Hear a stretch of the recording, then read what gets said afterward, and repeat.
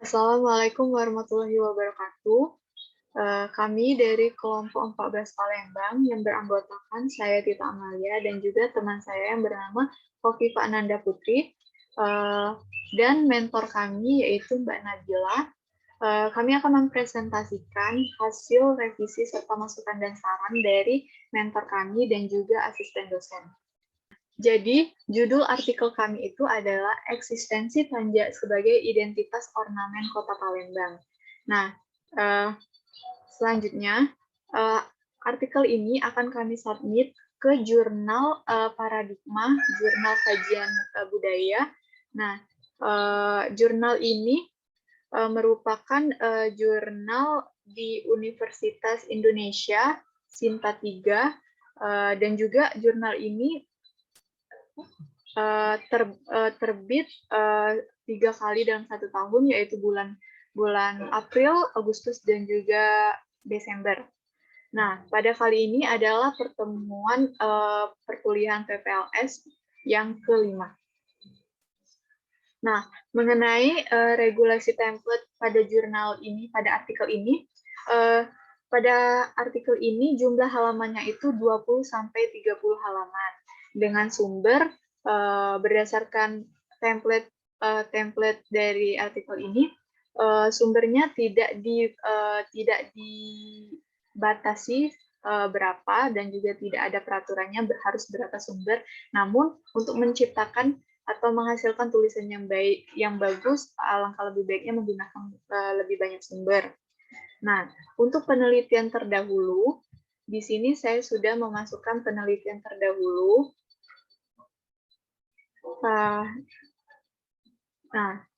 ini adalah penelitian terdahulu yang menjadi acuan kami, yaitu eksistensi budaya Ali Maunari di Desa Bate, Kecamatan Arongan, Lambale, Maulabo, Kabupaten Aceh Barat oleh Ida Ayumi dan juga Tri Supapmi dan Tengku Hartati. Nah, pada penelitian ini membuktikan bahwa budaya Ali Maunari itu masih eksis dan berkembang di Aceh Barat. Dan faktor yang mempengaruhi eksistensinya yaitu kemauan masyarakat dalam melestarikan dan kebijakan kalangan masyarakat yang terus menempatkan Ali Maunari sebagai adat dalam berbagai kegiatan di Aceh Barat.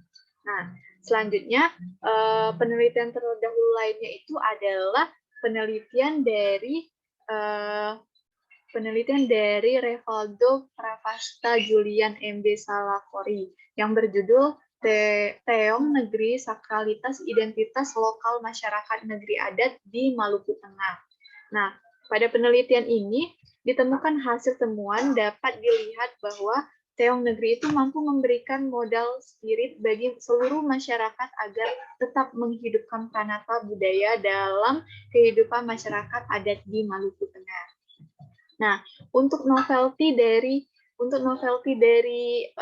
artikel kami itu, yang biasanya tanjak itu identik dengan pakaian khas atau pakaian adat dari Melayu yang hanya menjadi aksesoris. Nah, di sini pembahasan kami itu tanjak itu sebagai identitas ornamen dari Kota Palembang. Yang kita ketahui banyak sekali tanjak itu sudah dijadikan peraturan daerah yang disahkan oleh DPRD sebagai ornamen wajib yang harus dimiliki perkantoran atau bangunan pemerintahan di Kota Palembang.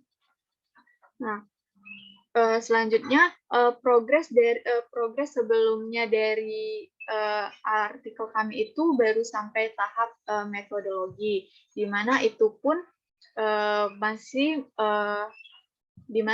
masih mengalami revisi. Nah, progres pada saat ini yaitu pada tanggal 6 September 2021 hari Senin kami mengadakan Zoom dengan mentor kami. Nah, di sana kami meminta saran dan juga meminta revisi artikel yang sudah kami buat. Pada paragraf pertama itu kami membahas mengenai kebudayaan terlebih dahulu dan juga identitas kultural. Nah, kami juga mendapatkan saran dari Mbak Nabila di mana untuk penulisan kata asing atau kata yang berbahasa Inggris itu sebaiknya harus dimiringkan seperti ini, in group dan juga out group, dan di sini sudah kami revisi. Nah, selanjutnya itu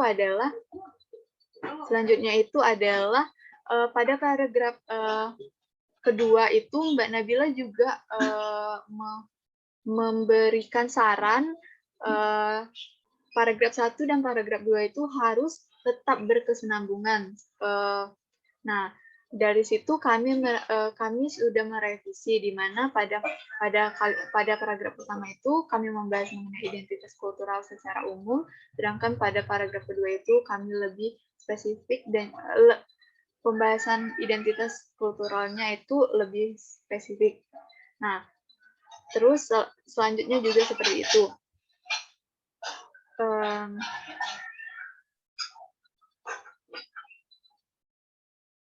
Nah, di sini juga Mbak Nabila merevisi kami untuk memasukkan 2 atau 3 kutipan dari artikel yang sudah terbit dari jurnal yang akan dituju. Nah, di sini kami baru melampirkan atau memasukkan 2 artikel penelitian terdahulu. Nah, terus selanjutnya itu, di metodologi juga Mbak Nabila itu menyarankan kami untuk menggunakan metode kualitatif. Nah, karena metode ini merupakan metode berdasarkan pengamatan langsung ke lapangan. Mungkin kalau hasil revisi dari Mbak Nabila sampai situ saja, selanjutnya akan dilanjutkan oleh teman saya. Baik, di sini saya akan melanjutkan penjelasan mengenai revisi serta saran dari artikel kami yang dilakukan oleh Mbak Rani. Nah, di sini yang pertama itu revisi yang dilakukan oleh Mbak Rani yaitu mengenai judul kami itu sendiri. Nah, di mana pada mulanya judul kami itu adalah eksistensi Tanja sebagai ikon masyarakat Palembang. Nah, dan sekarang diganti menjadi eksistensi Tanja sebagai identitas ornamen Kota Palembang. Nah, mengapa demikian? Karena pada judul sebelumnya, yaitu kata ikon, menurut Mbak Rani, ikon itu merupakan kata yang tidak baku dan tidak terdapat di Kamus Besar Bahasa Indonesia. Jadi di sini Mbak Rani menyarankan untuk mengganti kata ikon itu menjadi kata yang baku dan terdapat dalam Kamus Besar Bahasa Indonesia. Nah, setelah mendapat masukan dari Mbak Rani ini, lalu kami selanjutnya itu melakukan bersama Mbak Nabila selaku mentor kami. Nah, di sini Mbak Nabila itu memberikan masukan kami untuk mengubah kata ikon itu menjadi kata identitas ornamen. Nah, mengapa demikian? Karena kan sesuai dengan Perda yang telah disahkan oleh DPRD Kota Palembang, ornamen Tanja ini merupakan ornamen wajib yang harus ada di bangunan-bangunan pemerintahan Kota Palembang. Nah, lalu selanjutnya itu Mbak Rani hanya memberi kami saran berupa kata-kata yang harus lebih diperhatikan. Karena menurut Mbak Rani setelah beliau membaca artikel kami masih terdapat beberapa kata-kata yang salah dalam penulisannya atau typo. Nah, dan yang terakhir itu Mbak Rani memberikan kami masukan berupa kata Mbak Rani, ikuti saja gimana revisi dari mentor kami, yaitu Mbak Nabila. Nah, dari revisi Mbak Rani tersebut, kami telah melakukan diskusi lagi bersama Mbak Nabila dan telah diberikan beberapa masukan dari Mbak Nabila. Dan di sini juga kami telah merevisi beberapa bagian dari artikel kami yang telah disuruh oleh Mbak Nabila. Nah, dan yang selanjutnya itu artikel kami dari beberapa regulasi secara umum. Nah, itu yang pertama dalam penulisan umum ejaan bahasa Indonesia itu telah kami lakukan seperti yang telah disuruh oleh Mbak Rani sebelumnya.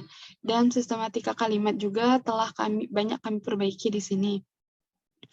Dan selanjutnya itu mengenai kata pengikat. Nah, di mana dalam kata pengikat ini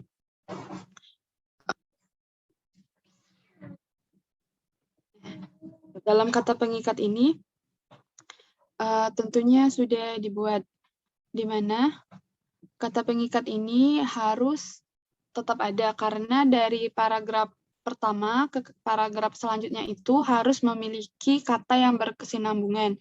Nah, seperti di sini contohnya itu adalah di paragraf kedua ini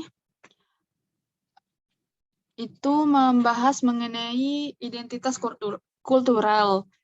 Nah, lalu paragraf selanjutnya itu juga membahas mengenai identitas nasional. Nah, terus selanjutnya yaitu mengenai sumber. Nah, mengenai sumber kemarin kami telah melakukan wawancara kepada Bapak Kemas Ari Panji dan mendapatkan banyak informasi mengenai Tanja ini. Namun lebih lanjutnya Bapak Kemas Ari Panji belum memberikan kami secara pasti mengenai sumber-sumber informasi mengenai Tanja ini. Nah, lalu yang kedua itu kami telah melakukan wawancara bersama Mang Amin. Nah, namun Mang Amin sendiri menyuruh kami untuk mengikuti seminar mengenai ikat kepala yang akan dilaksanakan pada tanggal 22 September nanti di Museum Bala Putra Dewa. Nah, mungkin itu saja yang dapat kami sampaikan mengenai progres dari artikel kami. Kami ucapkan wassalamualaikum warahmatullahi wabarakatuh. Waalaikumsalam warahmatullahi wabarakatuh.